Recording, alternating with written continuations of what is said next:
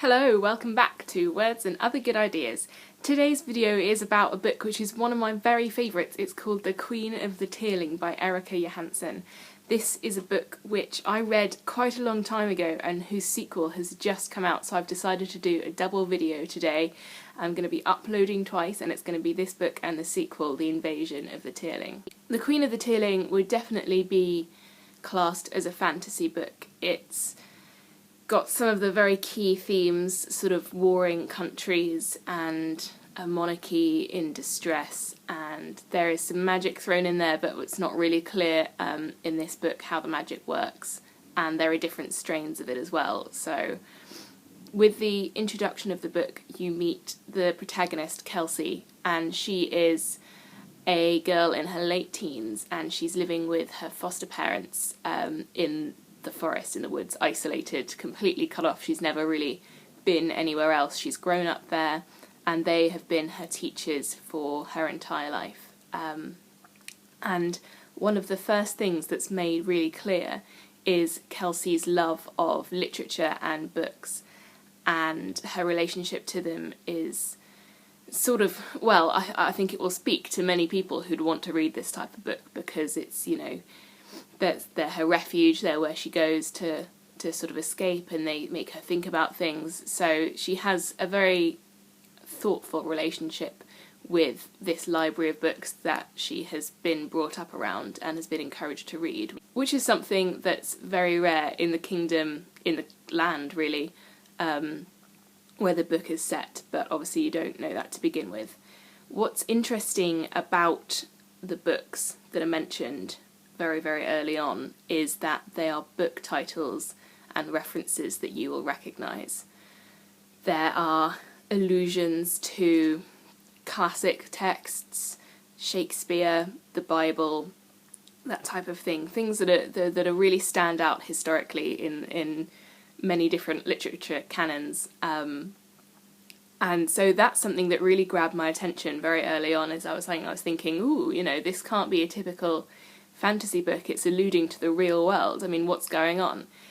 And you find out, that's probably the first hint, but this sort of progresses, and you find out through various other subtle hints throughout the text that some time ago in the history of this land there was an event called the Crossing, and the characters in this book, they sort of refer to the pre-crossing era, and they themselves are living in the post-crossing era.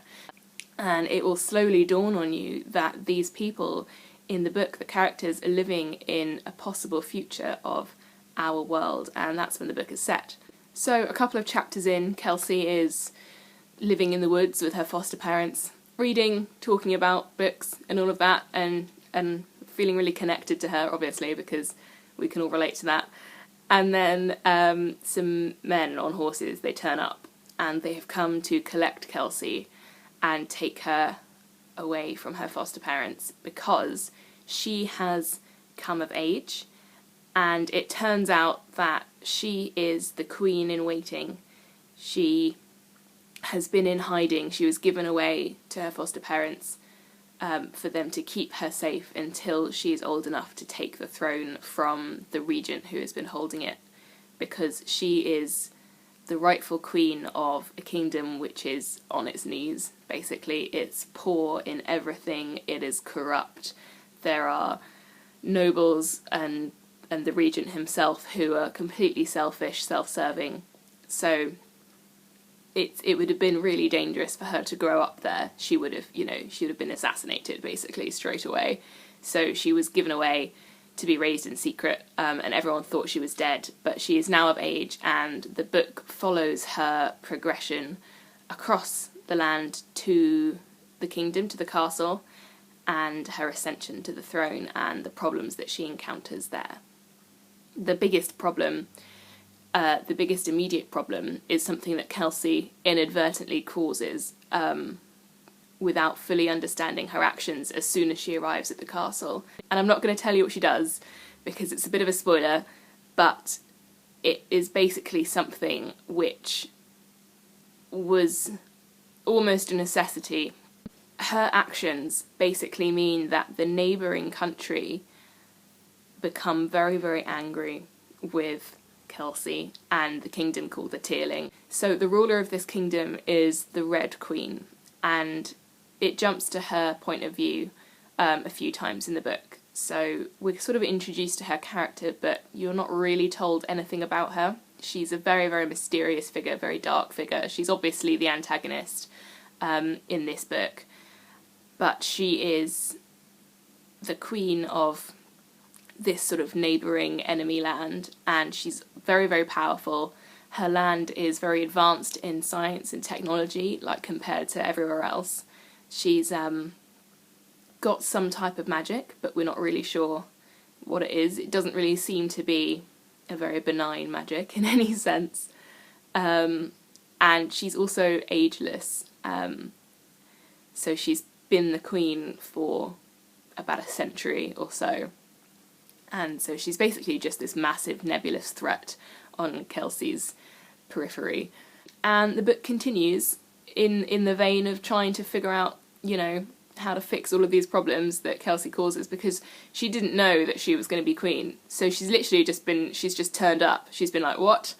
And they've said, yeah, you're queen. Here are all of our kingdom's problems. Try not to get assassinated. We'll see if we can help you. And she just sort of obviously starts to struggle, and she's drowning in all of these complications, and she wasn't expecting it. She's not really prepared. Like, her foster parents have done their best to sort of subtly prepare her, so she's got strong morals like instilled in her by Carlin, her foster mother, and she hears echoes of her voices and like reprimands throughout the text, but she's just not in any way prepared, really. But she is a very, very strong character, and this is the thing I think that most people love about this novel, is the strength of Kelsea, even though she's hugely conflicted and is entirely imperfect. I mean, it's really important that authors make their characters imperfect and seem genuinely human, rather than just sort of static characters who don't change or don't learn or grow. And Johansen manages this wonderfully. So Kelsea is a really engaging character, and is one whom I found to be extremely relatable, and I felt sorry for her at many, many different times, but I also, there were moments where I was like, yes, come on! And so it was an evocative novel for me. But I would 100% recommend reading this, especially if you're a fan of fantasy. It's a very progressive fantasy. It's all about sort of morality and empowerment and sort of sticking up for what you believe in, that type of thing. And it's a really good introduction to the series. I have a feeling that the next books, obviously I've read the next book, but the next books after that are going to go even more into conflict and histories and that type of thing. So I'm going to give this book 8 out of 10. Yeah, 8 out of 10. There are a lot of books coming out recently which have a strong female protagonist struggling against conflict, sort of spawned by the whole Hunger Games thing. And a lot of those books, I think, are written in a subpar way. This is not one of those books. This is one that is written superbly in a theme which is popular, rather than written in a theme that is popular and published, even though the writing is a bit iffy. So definitely pick it up, give it a go. It's really, really engaging. I just couldn't recommend it anymore. So if you agree, disagree, have any comments or questions, then leave me a message below or send me a message via Twitter. And like, share and subscribe. There will be more videos coming soon, and one later on today.